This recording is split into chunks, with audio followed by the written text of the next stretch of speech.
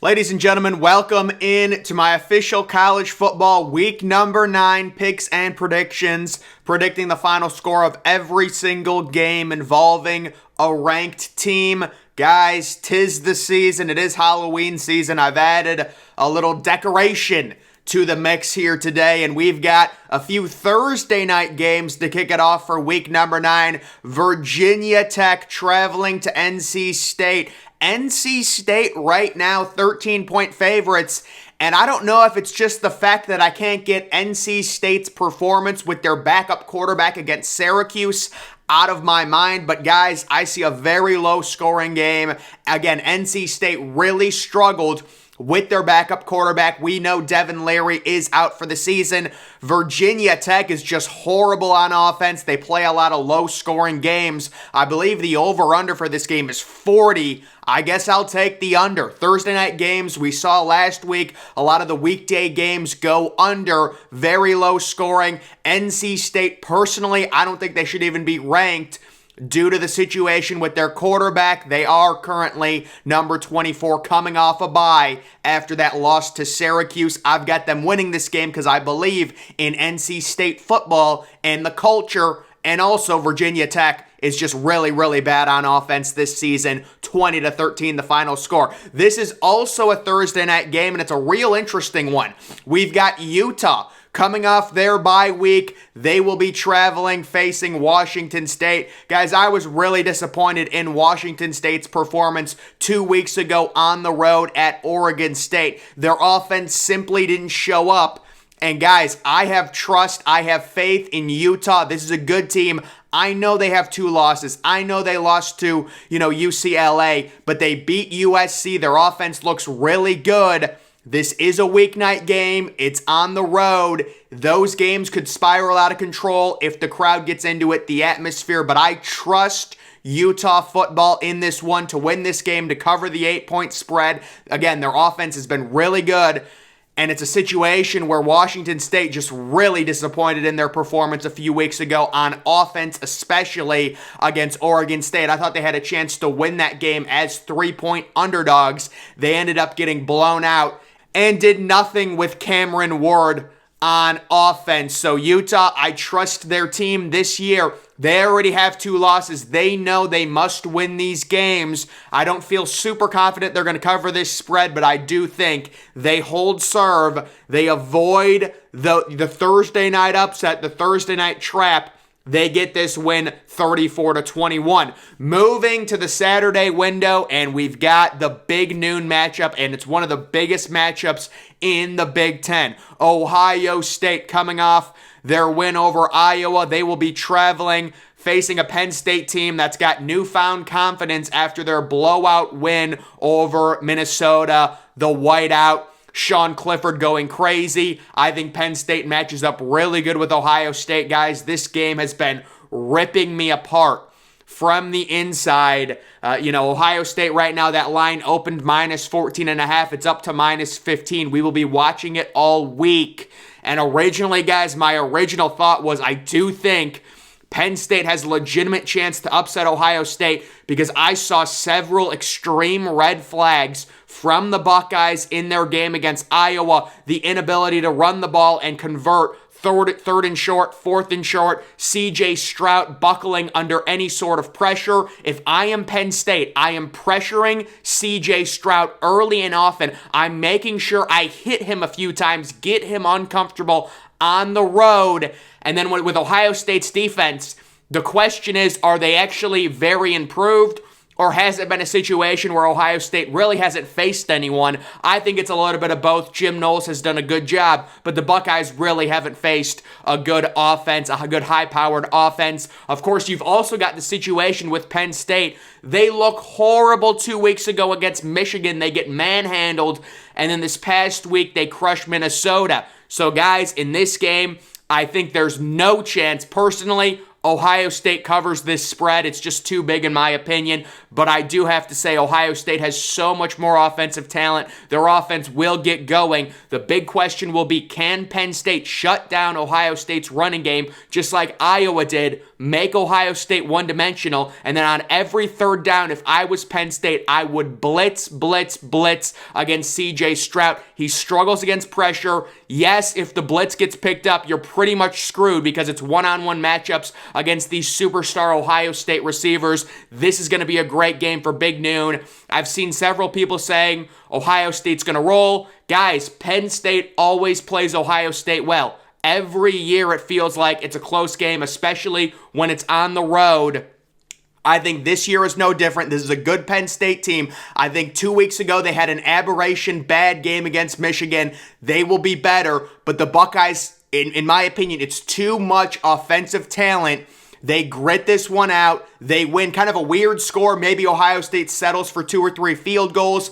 They win 36-27. Penn State covers the spread. We've got TCU going on the road at West Virginia. Guys, West Virginia's offense last week was so bad. TCU quietly undefeated. I will say last week they were bailed out by a quarterback injury. Kansas State very easily could have won that game, but we respect TCU. We give them credit. And guys, I'm expecting a shootout. I'm expecting West Virginia's offense to get back on track, but TCU, just a weird team. At this point, I'm actually kind of rooting for TCU to make the playoffs as an undefeated team. It's not going to happen because the Big 12 has so much parity and these games are so tough, but TCU always plays close games and they always seem to win them. Higher scoring again. West Virginia's offense, JT Daniels, they get back on track, but TCU on the road, they get the job done. If they win this game, they're possibly a top 8, top 9 team. Or maybe they already are. I don't know, because they are undefeated. So TCU, we're getting to the point where if they keep winning again, could you imagine them in the playoffs? We could get Ohio State, TCU, Tennessee. Oh, that would be interesting, man. I'd like to see something like that. I'd like to see TCU in the playoffs against Ohio State. That's a great matchup, folks. This is why we love college football. Next, we've got Notre Dame traveling to Syracuse. Guys, I've been so loyal this year to Notre Dame football. I've said they've been underrated, but guys, I would be doing a disservice to everyone who watches this video if I pick Notre Dame in this matchup. I just can't do it. I think they're too offensively challenged against a good defense like Syracuse, who will be at home in the Carrier Dome. This is a big game for Syracuse again. They have that one loss to Clemson that happened this past week, but they were in the game. Again, guys, Notre Dame, they're just not good enough on offense. They're on the road. If this game was in South Bend, I would definitely pick Notre Dame. I just can't do it. Based on everything we've seen this season, it feels like a game. Maybe this is a correction game. Maybe Syracuse loses again. But based on the analysis and everything that I've seen, I just can't pick Notre Dame. If I was picking Notre Dame, it would just be me hoping to get lucky. So, everything I've seen says Syracuse is going to win this game. So, okay, I'll pick them. I will show respect to Syracuse football and their fan base and pick them to win this game and cover the 2.5-point spread. Next, we've got the neutral site game. It's Florida and Georgia. And, guys, Anthony Richardson simply is not good enough throwing the football to have any, in my opinion, to have any chance at winning this game. At the beginning of the season, I marked this game as a possible loss for Georgia, but it's just Anthony Richardson hasn't made any progress in his throwing ability. He's extremely inconsistent. That's putting it nicely. This is a guy that's sub 50% sometimes, very little yardage. They're extremely one-dimensional. Florida just has not been good this year. They have been a letdown. We thought Anthony Richardson was going to be more polished and a better overall dual threat quarterback than he actually is. Georgia, of course, the current number 1 team in college football. They're listed at 22-point favorites. I wouldn't bet this game either way. I certainly think Georgia is going to win the neutral site game. That's a 3:30 matchup. Another 3:30 game. We've got Oregon traveling to California. And guys, it's 3 simple words. This is what I've always said. Trust California football. Trust California football. They've got a superstar running back that nobody talks about. He's going to run all over Oregon's defense. Oregon, Bo Nix, your 5 minutes are up. You're coming back down to earth. You get a big win last week, a top 10 matchup. Now you're on the road. You think you've got an easy win as 16-point favorites. Their guard is going to be down. This is going to be a letdown game for Oregon. California, they've got a great defense. They've got a superstar running back. They will win this game in a historic upset. It's going to be so epic, and it's going to be so great for California. I love, California football. They got Aaron Rodgers, Jared Goff. This team is an NFL factory, and now, this is going to be a huge win for them. This is going to change their program. I feel so great for them. Halloween, Eve, 2 days before Halloween. What an amazing vibe there. This is actually a 12:30 Pacific start time, so kind of weird, but I think that also plays into it. It's earlier in the day. Oregon thinks they're all that. Bo Nix is showing off. This is a team, they're overdue for a loss. They are overdue, folks. Let's be real. Give me California to win that game. Next, we've got Oklahoma State traveling to Kansas State. Guys, I physically right now cannot make a pick on this game. We've got another quarterback injury. We don't know how injured Adrian Martinez is. We have no clue at this point on Monday if he's going to play this weekend. I cannot make a pick on this game. So and it's a real shame because I think Kansas State would have won this game if Adrian Martinez is healthy. I say 31-30. Guys, I have no clue. It comes down to the quarterback. But I do think Oklahoma State has gotten lucky several times this year, including this past weekend when Texas had 14 penalties and they had 0. That's just a ridiculous discrepancy, folks. Let's be real. My analysis, if Adrian Martinez plays and he's healthy, I would pick Kansas State to win this game at home in a close parity, Big 12 type game. But I just can't make a prediction. I'll say Oklahoma State wins. I don't know. I simply don't know. Another 3:30 game, we've got Wake Forest traveling to Louisville. And guys, Wake Forest, a lot of people probably don't know this. They had one of the better weeks according to analytical models. They annihilated Boston College. They beat them, by way more points than the projected score. Guys, I think they're due for a letdown. And I think Louisville and Malik Cunningham, in specific at home, are due for a signature home win. This is it against Wake Forest. Wake Forest is extremely one-dimensional. They can't run the ball. Sam Hartman did throw for 5 touchdown passes. He is a good quarterback, but it's not like Wake Forest is this crazy talented team. Yes, probably Sam Hartman is better than Malik Cunningham, but when you factor in Louisville being at home, I think they cover this spread, and I think they get a major signature home win in 2022. It would be so big for Louisville football, and this would be really bad for the ACC because the ACC needs good teams right now. They need quality teams. Wake Forest keeps winning. If Wake Forest keeps winning and their only losses to Clemson, or one of their only losses is to Clemson, they would probably be a top 10 team at the end of the season. If they lose this game, they're going to clearly fall down. So I'm going to go with Louisville and an upset in that one. The next 3:30 matchup we have, it's Illinois traveling to Nebraska to take on the Cornhuskers. Illinois, of course, they've got that goal in mind of winning the Big Ten West. They're on a warpath right now. Nebraska, kind of a polarizing team. They've gotten blown out by Oklahoma. They've had close games. What is this team? They're at home. Guys, I have to show Illinois respect. I do think Nebraska keeps this game close. It's just so, with Illinois, the thing that I struggle with, it feels like they're so one-dimensional. Like, if you're Nebraska and you shut down Chase Brown, can they really throw the ball with any sort of effectiveness? I know they did in the last game, and beat Purdue.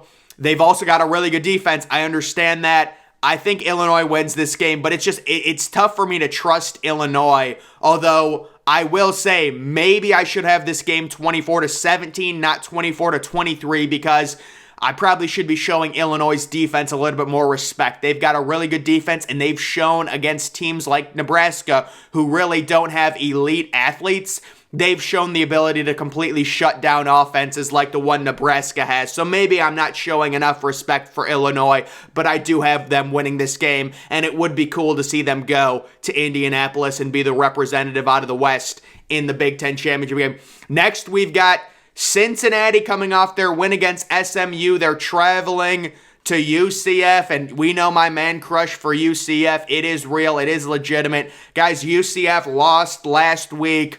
A lot of bad penalty calls. The refs, it was rigged, whatever. We're not going to talk about it. Guys, trust UCF football in a home game against the Cincinnati team who's got an injured quarterback. They're banged up. Cincinnati, I have a lot of respect for Luke Fickell. We understand that. But guys, UCF, this is a team on a warpath. They had a little hiccup. They're due for a massive offensive explosion. I think they get it done at home. I have faith in UCF football to win this game. This is a great matchup in the American. Huge. Absolutely huge. A lot of postseason implications on the line in that one. Next, we've got Missouri traveling to South Carolina.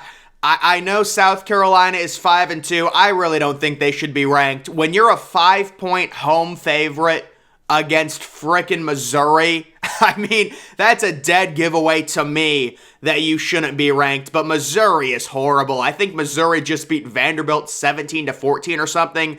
So I will take South Carolina to win and cover the spread. But again, I really don't think South Carolina should be ranked, but they are 5-2. We respect that. Moving to the nightcap, we've got USC traveling to Arizona. Arizona is horrifically bad at defense. I have USC scoring a ton. I think the over-under in this game is in the 70s. USC very easily could have put up a 50-burger coming off of their bye. I've got them winning this game and covering the spread due to how bad Arizona's defense is. You take a look at any advanced metric, they are horrible, and USC will be fresh, and Caleb Williams and that offense will be ready to go. I know Jordan Addison had an injury. I wonder if he'll be healthy for this game coming off the bye. Next, we've got kind of an interesting one for Tennessee. So, guys, Kentucky traveling to Tennessee, 7 o'clock. This is the ESPN game. Tennessee right now, 12.5-point favorites. They have that huge game next week at Georgia. Could they be looking ahead? I think so. I think this is a game, surprisingly, Kentucky is going to keep it low scoring, play defense, run the ball. Will Levis coming off a bye week. He should be more healthy. I've got this a little bit lower scoring. I do have Tennessee winning 27-21. I'm guessing Herb Street's probably going to be calling this game if I had to guess, just because when we take a look at the 7:30 game, this is probably not going to be a competitive matchup. It is a rivalry.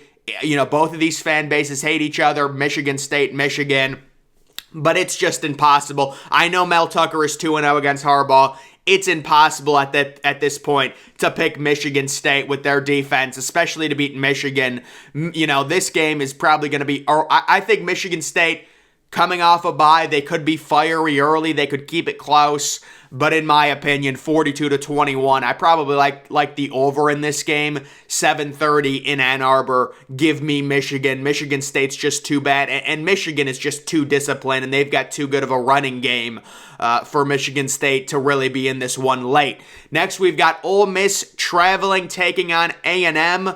And guys, I've said for a while, I think Ole Miss is a fraud. I had them losing last week to LSU. They got trounced this week. They are, right around 2.5-point favorite. I think A&M wins this game somehow. We've seen it a few times with them. A&M at home. They've got the crowd. We don't have any trust in A&M's offense. They're so bad. But again, they've lost a few games in a row. I still think Ole Miss is worse than their record says they are. Guys, this is a correction game. This is a parity game.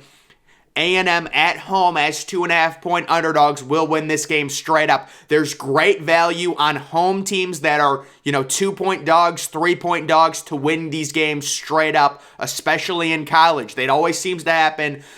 A&M has the crowd. I understand the quarterback contrast. It's stark. But Ole Miss's defense is bad. You're really just hoping for turnovers if you're A&M. You need turnovers. You need the crowd into it. That's how they would win this game. And really, there's not a lot of faith from me on this pick because A&M's offense is so bad. Next, we have Pittsburgh taking on North Carolina. I think this game is probably at 7:30, not 7. I believe I have that wrong. But definitely should be a higher scoring game. North Carolina entering the poll. They've got a great offense. They've got a horrible defense. I've got it at 42-32. North Carolina, Drake May, Josh Downs. They hold serve at home. They're trying to make the ACC championship game out of the Coastal, I believe. They're looking good right now with just the one loss. They're going to win this game and beat a Pittsburgh team that really did. Pittsburgh's offense disappointed me when they faced Louisville this past week. They really did. And then the nightcap, we have Stanford traveling to UCLA. And guys, I originally wanted to predict this game at a tie.